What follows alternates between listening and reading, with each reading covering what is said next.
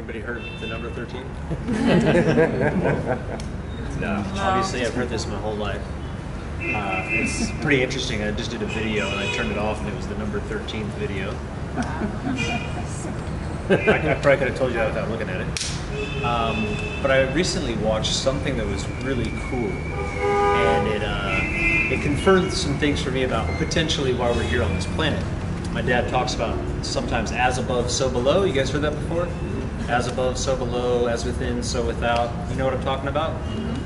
Thing like unto itself is drawn. So if we look at the cosmos, we look above, we can see a relation of things that are happening here. And if we go in, if we go like really small, we can also see a relations of things that happen up here. Does that make sense? Yeah. So I was watching this video where we all believe, you know, like survival of the fittest, Darwinian theory of evolution. You have sex and all the sperm are like, you know, racing to the egg, you know, so that they can penetrate the egg and create a child. Well, this video actually showed that sperm will actually clear the way, almost like soldiers clearing the way, all the way to the path of the egg. And then there's actually a procession, kind of like what happens here with carrying the statue back and forth and fertility and all of this. And they had a microscope, I kid you not, I watched this on some keep going, bro. Channel. And what happens is there are 13 specific sperms, 6 in the front, 6 in the back, and 1 in the center.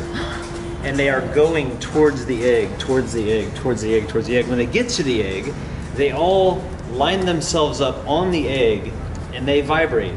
6 on this side and 6 on this side, and vibrate and vibrate and vibrate, which actually prepares the egg for the one in the center to enter. And this is what starts the process of our life. So every individual that is here is the 13th sperm that was chosen on that specific path to be here. And when I hear that and when I see that and I look at that, I'm like, okay, well, that is amazing.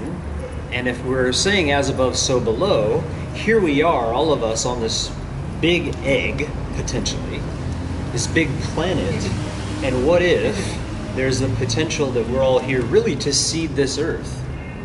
Maybe. It's just a what if. This is so cool because I have taught this for 50-something years. You know that. And there's an actual video that shows this.